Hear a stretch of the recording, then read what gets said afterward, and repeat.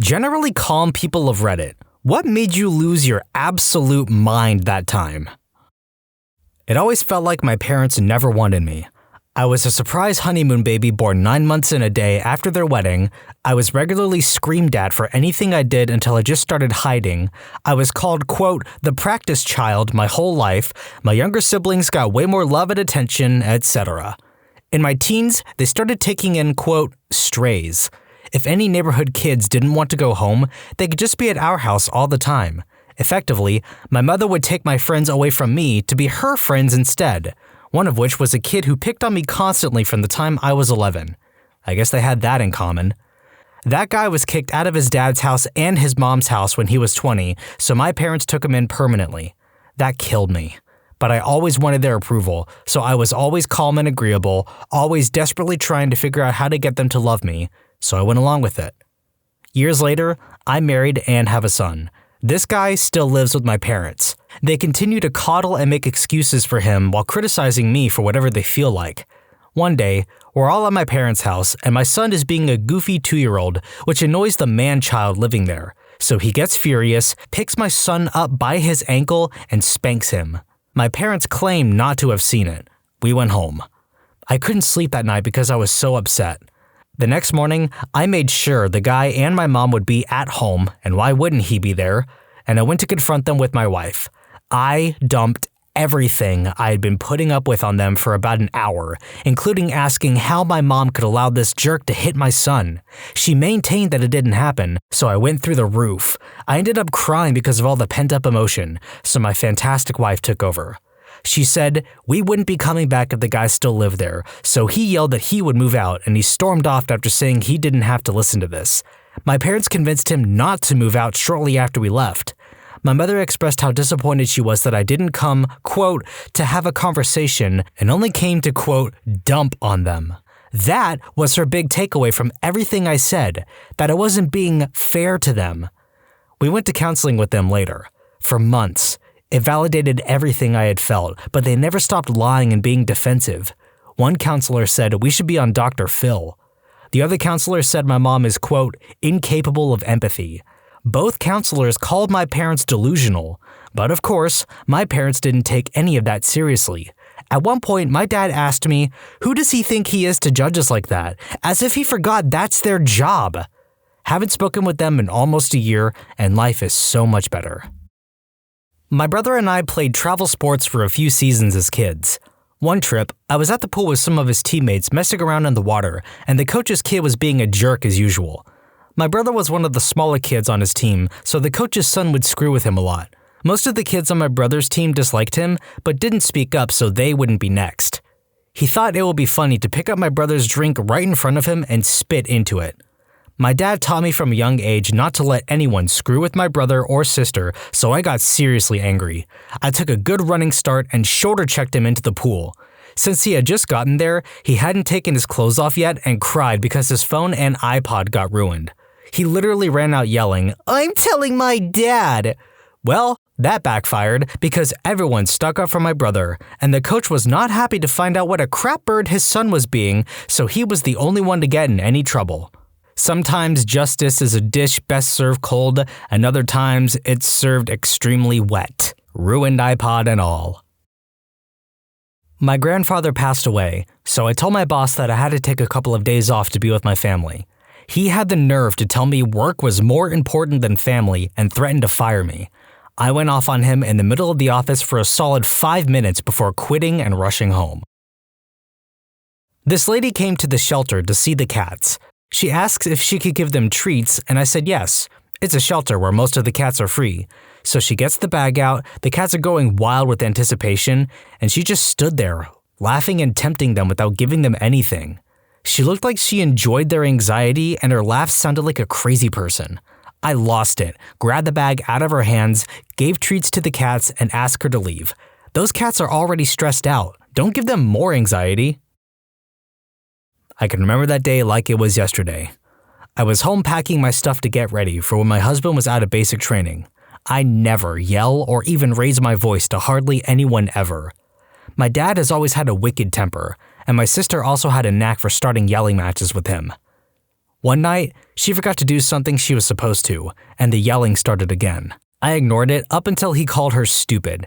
It got under my skin, so I spoke up a little, saying that he shouldn't call her that. He hollered back, "You are my daughters. I can talk to you however I want." That's when I snapped. I saw red for the first time in my life, and I completely lost it. I screamed back at him at how I was tired of him treating us like garbage when he lost his temper, at how we hid in the back room with my mom until he cooled off, and how all I wanted was to visit my family before I had to move over 12 hours away from them. I also threatened that if he ever wanted to see me again, then he needed to shut up and sit in the corner until he was done throwing a fit. I yelled at him for the first time in my life for a solid 30 minutes. I didn't stop until everything I had to say built over the years was out, and I saw him go from red-faced angry to what seemed to be guilt-ridden. When I finally stopped, he was quiet. He didn't say a word and walked away. Shortly after I moved out, he went to a doctor and has been put on some medication to help with his anger issues. Now, he's super friendly, and I haven't heard him throw a tantrum like he used to in over 10 years now. He has never spoken poorly to me or my sister since then either.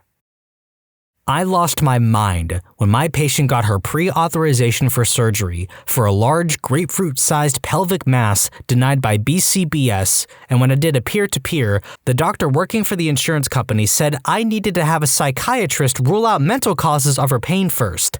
I had to walk away for 30 minutes before seeing another patient because, had anyone given me any more lip, I might have gotten violent. I lost my mind when I was late for work because my colleague asked me to cover their shift and gave me the wrong time, and it was my fault from the company's perspective. This happened in some club ages ago. I was bouncing around on the dance floor with everybody else and apparently stepped on some dude's foot who had been standing there with this posse of 2 or 3 other guys watching people. I shrugged and apologized, then turned around to leave. Right then, quote, somebody smacked me in the back of the head. Not hard, but too hard to ignore. I turned around still calm and said something like, "Look, I'm gonna walk this way, you guys stay here and nothing more needs to happen." Turned around again, got smacked in the head again. I was very much ticked off at that point. It didn't help that they looked at me all innocent. I couldn't even tell which one of them did it. So I just stuck my finger in the face of the dude whose foot I allegedly stepped on and recommended he don't do that again. Turned around once more, waiting to get smacked in the head again. This time, they poured a glass of beer in my back. That's when I completely lost my mind. Threw myself around and went straight at the guy. I was in full rage mode, didn't care what happened next as long as that guy suffered. I could tell by the terrified look on his face he realized he had gone too far. His friends never stepped in to help him. After a while, people separated us and that was that. I have no sympathy at all for people who resort to violence for solving their problems, but feel no shame for having snapped in that situation. I think I did everything in my power to avoid what eventually happened. So, earlier this year, my health insurance got messed up. I started making too much money to qualify for my state's Medicare, so healthcare.gov requested a notification from NJ Family Care to confirm I wasn't on it anymore. So in January, I called them to get said notification. They say, "Yeah, you should get it in a couple of weeks." It never comes. Unfortunately, I had forgotten about it until healthcare.gov sends me a message that they're going to raise my insurance costs if I don't get them the message in the next 2 weeks. So I call NJ Family Care again and explain to them the situation. They once again claim they're going to send me the notice and don't. So now, after getting an extension from healthcare.gov about this, I call up NJ Family Care once more and attempt to explain the situation, politely requesting the cancellation notice. But the woman on the phone gets an attitude with me, saying some stupid stuff like, you know this is the cancellation department, right? And I lost my mind. What is your problem? I don't understand why you can't just send me this stupid letter. What's happening over there? Just look in the file and cancel it. Yes, you dog. I know this is the cancellation department. I want a notice that it's canceled. I must have scared the crap out of her because the next thing she said was, I'll go get my supervisor, who solved the problem in 10 minutes, and I got my cancellation notice 3 days later. My friend is bad with math. I was explaining a thing once. It took 10 minutes. He tells me he doesn't get it. So I sit there and explain this thing more deeply. Took 30 minutes. He's like, takes in-ear headphones out of ear. He was covering it with his hand. "Oh, sorry, I wasn't listening to you. Found this amazing radio recently." I lost my mind. I worked at a diner with an open kitchen. You can see us, and we can see you. I'm the only cook during the lunch rush when I hear a lady shout, "Hey!"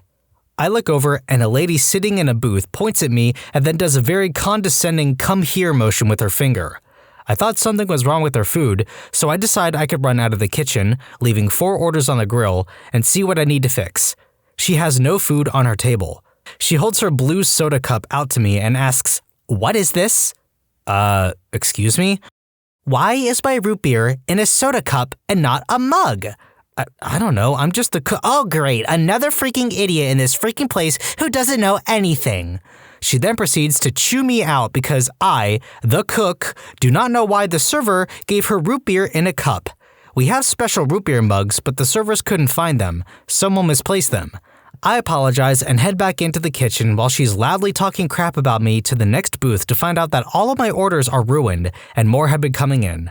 It's already stressful working in a kitchen, and that was the last straw. I went in back, started screaming and kicking the crap out of the walk-in cooler. When I went back out, everyone was quiet and avoided eye contact, even the lady with the issues. Still looked pretty mad though. I rushed through the orders and thank God she left without saying anything. I didn't get in trouble though, since my manager was serving and had to deal with her as well. He understood. My friend, who is usually a chill person, had some girl make fun of her brother who was killed, and she ended up beating the crap out of her, smashing her face into the wall and getting kicked out of our school for it. Deserved. I was in charge of a rollover trainer once at a military training site. Think of a Humvee on an axle that spins, like a rollover accident. Part of the safety brief before anyone goes in is to empty their pockets of all items. Take any items on belts off. We have rubber items inside to simulate stuff flying. We do this for safety's sake. Part of the training is we stop the trainer on its side/roof so the participants can get exposure to assisting the other passengers and exit the vehicle safely and quickly. It's been a long, boring as crap day, and like all good army training, I am hungover and irritated. All officers, and they are listening for crap. We stop the exercise on the roof for a group, and they all exit except one who can't undo the seatbelt. I open the door and reach in and placed my hand on a dual-edge 4-inch boot knife. I absolutely lost my mind. I saw red, my ears burned, and I distinctly remember seeing one of the other instructors mouth, "Oh crap." I chewed out every freaking officer there, all of whom outranked me, many of whom outranked my commander. Didn't matter, as my position was safety officer. I went on a tirade. I turn around after it was done, and my best friend is freaking recording it on his phone. That jerk showed that clip the rest of the week and for years after him. I miss that sucker every day. Update, sadly, that video is long gone, I imagine. Yes, I am former military, gladly retired. My son was maybe 8 months old and had recently been diagnosed as profoundly deaf. Deaf kids will often inhale to make vibrations and noise that they can somewhat, quote, hear for stimulation.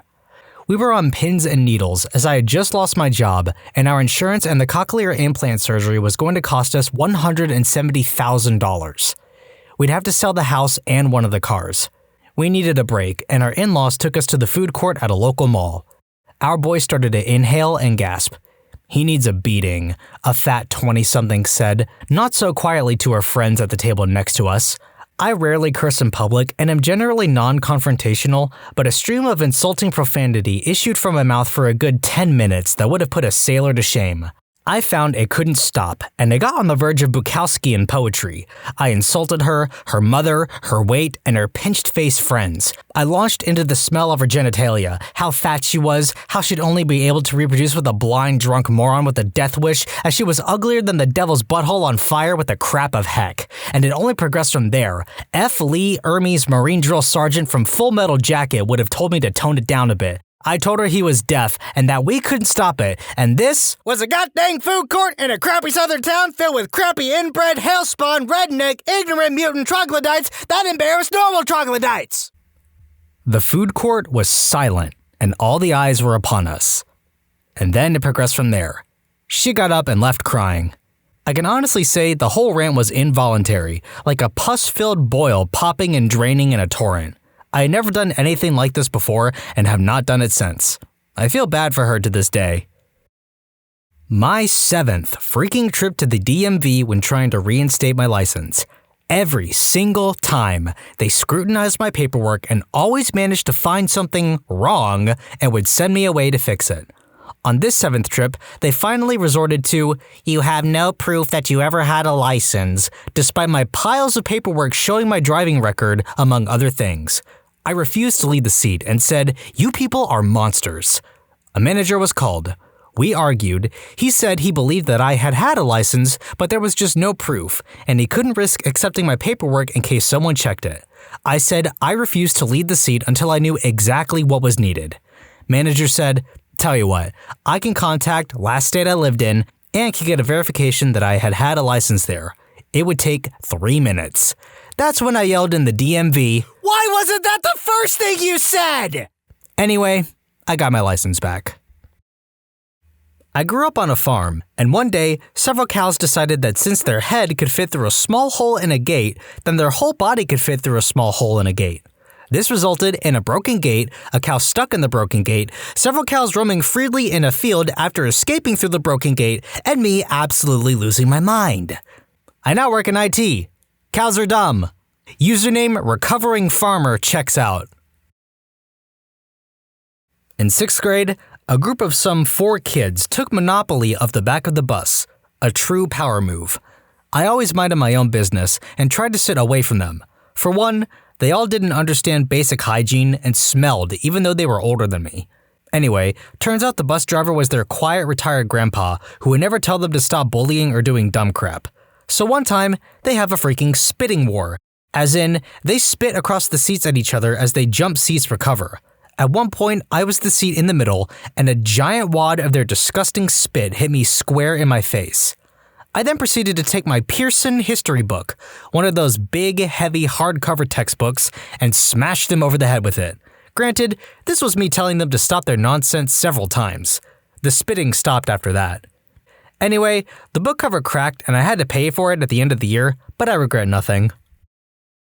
This guy at work was, quote, cleaning out the work break room. Basically, he was throwing out people's personal belongings.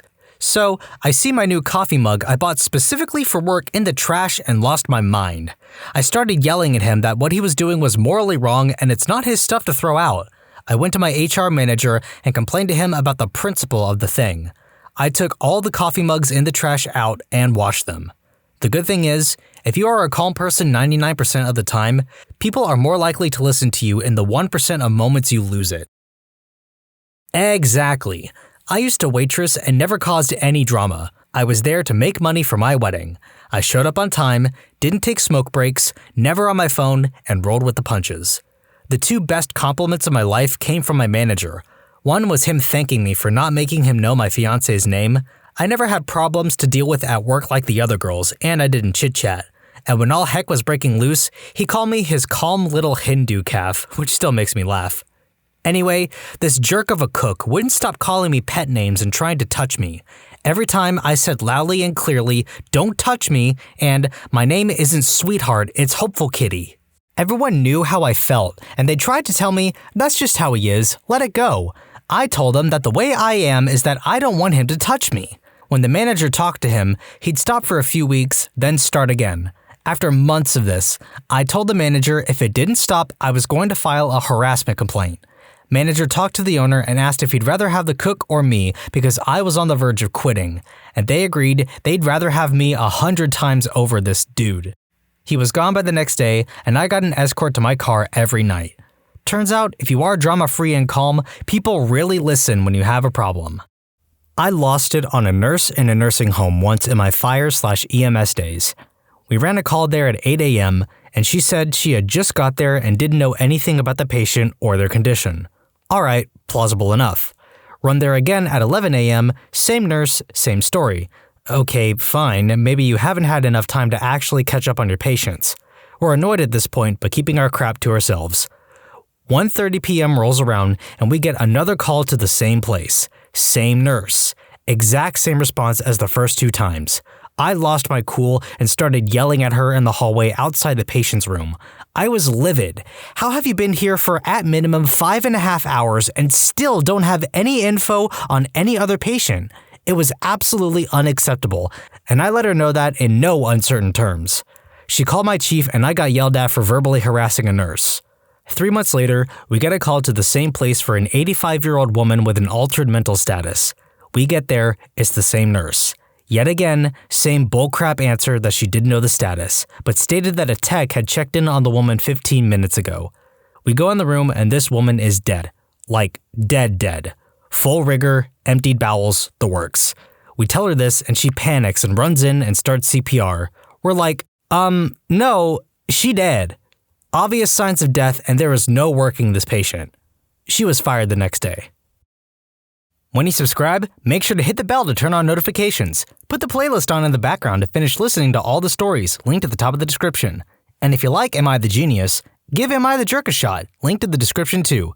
Either way, thanks a lot for watching and we'll see you guys next time.